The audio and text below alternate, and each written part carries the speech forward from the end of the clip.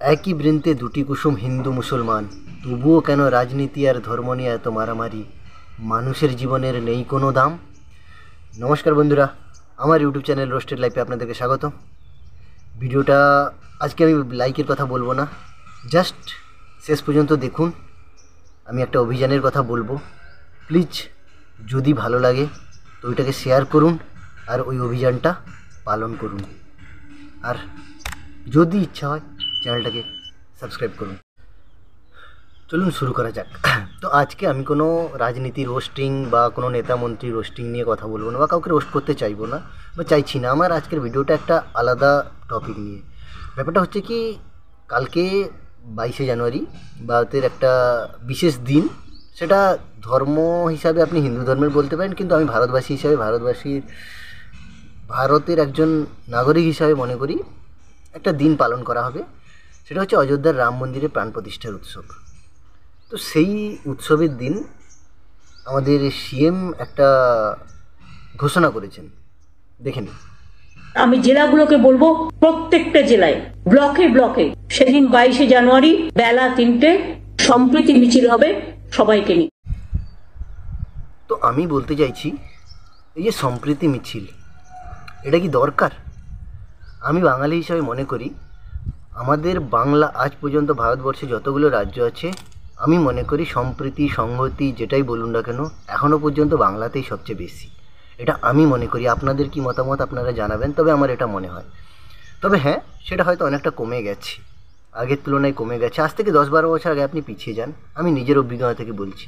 আজ থেকে 10-12 বছর আগে আমার মুসলিম বন্ধুরা আমার বাড়িতে এসে, আমি হিন্দু, আমার বাড়িতে এসে প্রসাদ খেয়ে গেছে। তাদের অনুষ্ঠানে আমি গেছি, তাদের বিয়ে বাড়ি বলুন, তাদের ঈদ বলুন, তাদের অনুষ্ঠানে তাদের যেটা যৌক্তিকতা হিসাবে আমার সঙ্গে যে ব্যবহার করা উচিত করেছে। আমাদের মধ্যে একটা ভালো সম্পর্ক ছিল। কিন্তু আজ এত বছর পরে হঠাৎ আমাদের মধ্যে, বাঙালির মধ্যে কী হয়ে গেল, বা আমাদের ভারতবর্ষে কী হয়ে গেল? এই ধর্ম নিয়ে সম্প্রীতি বলো, সংস্কৃতি বলো, এগুলো নিয়ে কী শুরু হয়েছে?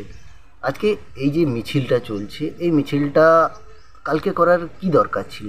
আমি জানি হয়তো আপনি বলবেন সম্প্রীতি সংহতি কখনো কোনো একদিন হতে পারে, অবশ্যই হতে পারে, কিন্তু এটাকে আমার মনে হচ্ছে ওটা একটা রাজনৈতিক মুদ্রা নিয়ে চলছে না, এটা একটা রাজনীতির চাল বলে চলছে না। এটাই করা দরকার আছে। কালকে অন্তত আমাদের মধ্যে কি সম্প্রীতি সংহতি হারিয়ে গেছে? তাহলে কি রাজনীতির নেতা মন্ত্রীরাই কি ঠিক সম্প্রীতি সংহতি এগুলো দেখানোর জন্য মিছিলটাই দরকার? তাহলে আমরাই ভুল, আমরাই হয়তো হারিয়ে গেছি পুরোনো দিন থেকে।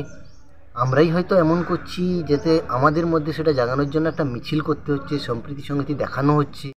আমি ছোটোবেলায় আমাদের কাছে একটা কবিতা পড়তাম, এখনও হয়তো পড়ে, কবি কাজী নজরুল ইসলামের লেখা, একই বৃন্তে দুটি কুসুম হিন্দু মুসলমান, মুসলিম তার নয়নমণি, হিন্দু তাহার প্রাণ।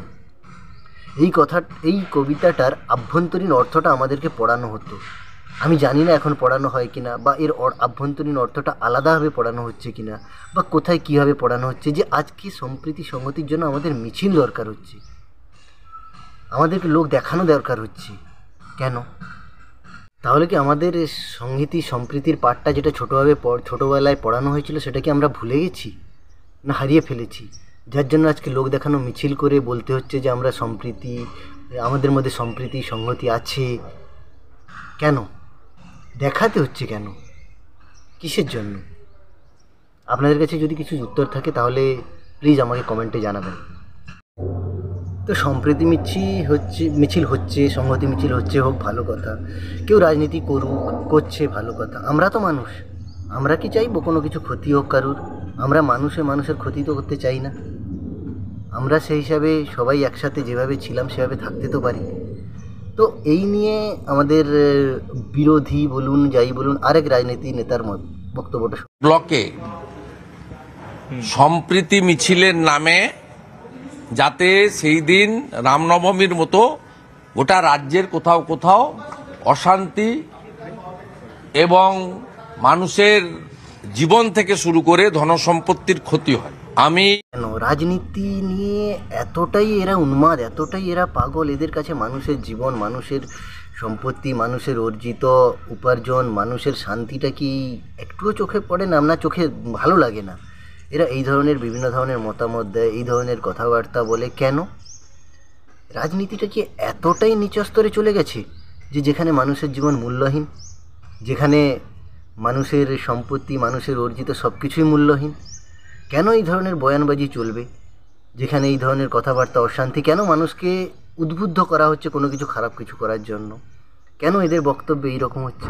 আমরা তো বাঙালি, তো বাঙালি হিসাবে আমাদের সম্প্রীতি সংস্কৃতি আগেও অনেক উচ্চস্তরের ছিল, এখন আমরা সেই উচ্চস্তরেই বলে মনে করি। আমরা এই নেতা মন্ত্রীদের উল্টো সিধা বয়ানে আসার চেষ্টা করব না, না করাই উচিত আমার হিসাবে। আমাদের মধ্যে ভালোবাসা, আমাদের মধ্যে সম্পর্ক সম্প্রীতি বজায় থাকুক, সংহতি থাকুক। এরা রাজনীতি ফায়দা ওঠানোর জন্য অনেক কিছুই করবে, কিন্তু আমরা সেদিকে না মাথা ঘামিয়ে আমাদের সম্প্রীতি, আমাদের সংস্কৃতি, আমাদের সংহতি, আমাদের মধ্যে মানুষের মধ্যে ভালোবাসাটা যেই উচ্চস্তরে ছিল সেই উচ্চস্তরেই রাখবো, এটাই চাই।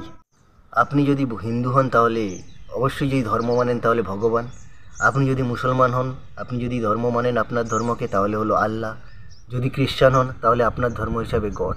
কিন্তু এটা ধর্মে হিসাবে ভগবান, আল্লাহ, গড, কিন্তু সত্য এক। আমি ধর্ম মানি না বা ধর্মের কথা বলতে চাইছি না, বলতে চাইছি যে সর্বশক্তিমান তো একজন, সেই তো আমাদের প্রাণ সঞ্চার করছে, প্রাণের প্রতিষ্ঠা বলুন, সেই আমাদের সর্বকিছু। তো তার প্রাণ প্রতিষ্ঠা করার মতো তুচ্ছ প্রাণী তো আমরা মানুষ জাতি হয়ে পারি না। তবে এইটাকে একটা, এই যে রাম মন্দিরের প্রাণ প্রতিষ্ঠাকে আমরা ওটাকে ধর্মীয়ভাবে না নিয়ে, যেহেতু আমাদের ভারতবর্ষ সর্বধর্ম নিরপেক্ষভাবে নির্বিশেষে একটাই দেশ ভারতবর্ষ, হয়তো এর মতো দেশ পৃথিবীতে কোথাও একটাও নেই, ঠিক আছে, সব ধর্মের মানুষ এখানে বসবাস করে। তো আমরা এই প্রাণ প্রতিষ্ঠা অনুষ্ঠানকে ধর্মীয়ভাবে না নিয়ে, আমি জানি আপনি বলবেন যে শাসক দল এটাকে নিয়ে রাজনীতি করছে, এটা নির্বাচনের মুদ্রা করছে, বা অন্যান্য রাজনীতি দল এটাকে নিয়ে প্রশ্ন তুলছে, বা অন্য ধর্মের মানুষ বলছে যে আমাদের ধর্মকে আঘাত করে এই ধর্ম করার চেষ্টা করছে। আমরা নয় সেটা একদিনের জন্য ভুলে যাই, বা সব কিছু ভুলে যাই, যা হওয়ার তো হয়ে গেছে। আমি বলতে চাইছি এইটাকে একটা উৎসবের মতো নিতে আমাদের অসুবিধাটা কোথায়? রাম মন্দিরটাকে আমি মন্দির হিসাবে ভাবছি না, আমাদের একটা ঐতিহ্য বলুন, একটা পর্যটন স্থল বলুন, তাতে না হয় একটা উদ্বোধন হচ্ছে, সেটাকে একটা আমাদের দেশের প্রায় 70% মানুষ সেইটা নিয়ে একটু আবেগপ্রবণতা আছে, তাদের আস্থা আছে, উন্নত হয়ে আছে, বা উন্মাদ হয়েছে ওটা নিয়ে। তো আমরা বাকিরা যারা একে খারাপ বলছি, যারা একে ভালো বলছি, আমরা না ওই দিকটা ছেড়ে দিলাম, যে রাজনীতি, আমাদের ধর্ম, অন্য ধর্ম, সে ধর্ম, সেই রকম ধর্ম নিয়ে যেসব উন্মাদনা, সেটাকে বাদ দিয়ে আমরা কেন ভাবছি না ভারতবর্ষের একটা বিকাশের হয়তো কাজ চলছে, একটা পর্যটন শিল্প, রাম মন্দির একটা পর্যটন কেন্দ্র হয়ে যাচ্ছে, সেখানকার মানুষদের রোজগার হবে বা যাই হবে, একটা মানুষের উন্নতির একটা প্রকল্প হিসাবে ধরে নিয়ে এই উৎসবটাকে সবাই একসাথে কেন পালন করছি না? আমি চাইছি বা বলছি যেটা, যে এইটাকে একটা উৎসব হিসাবে আমরা সবাই মেনে নিই না, কালকের দিনটাকে একটা উৎসব হিসাবে সবাই সামিল হয়ে যায়। আমি বলছি না আপনি মন্দিরে যান, আপনি ওনাকে সাপোর্ট করুন, ওনাকে বা শাসক দল করছে ধর্মের প্রচার করুন, বা যাই কিছু বলুন, ধর্ম নিয়ে কথা বলুন, রাজনীতির নিয়ে কথা বলুন, রাজনীতি, ধর্ম, যাই হোক না কেন, ওটা ছেড়ে দিন। আমি যেটা বলতে চাইছি যে কালকের দিনটাকে আমরা সবাই মিলে একটা ভারতবর্ষের একটা উৎসব হিসাবে পালন করি না, কি আসে যায়? 65 থেকে 70% মানুষের আস্থাকে সম্মান জানিয়ে আমরা নয় বাকিরা সেই উৎসবেও সামিল হলাম। আমি বলছি না তার জন্য প্রধানমন্ত্রী বা শাসক দল বলেছে বলে আপনি বাড়িতে প্রদীপ জ্বালান, মন্দিরে যান, পূজা করুন, বা কেউ মসজিদে যান, কেউ গির্জায় যান, বা অন্য কোনো ধার্মিকভাবে পালন করুন। আমি যে অভিযানটার কথা বলছি সেটা হলো, আমার যারা ভিউয়ার্স আছে, যারা আমার ভিডিওটা দেখে, তাদের কাছে একটাই অনুরোধ, কালকে আপনি যেখানেই যান, মন্দিরে যান, মসজিদে যান, গির্জায় যান, কাজে যান, যেখানে যান, অন্তত একটা অভিযান হিসাবে পালন করুন।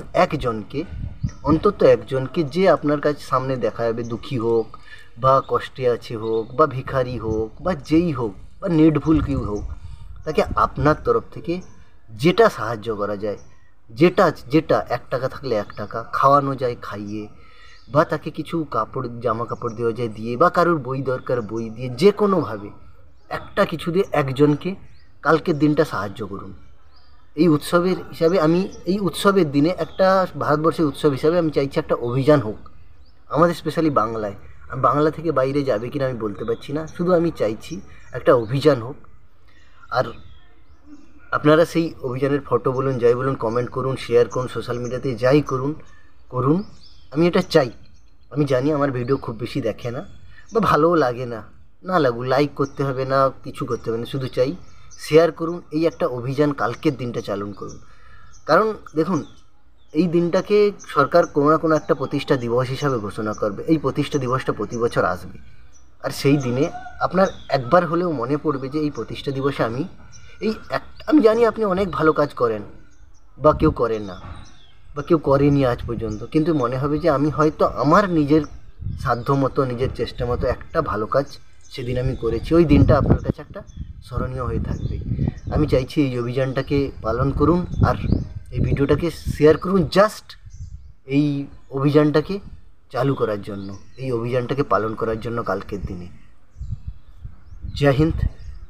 বাকি আমি লাইক করার কথা বলবো না, শুধু শেয়ার করুন, আর যদি মনে হয় তাহলে চ্যানেলটাকে সাবস্ক্রাইব করে দিন।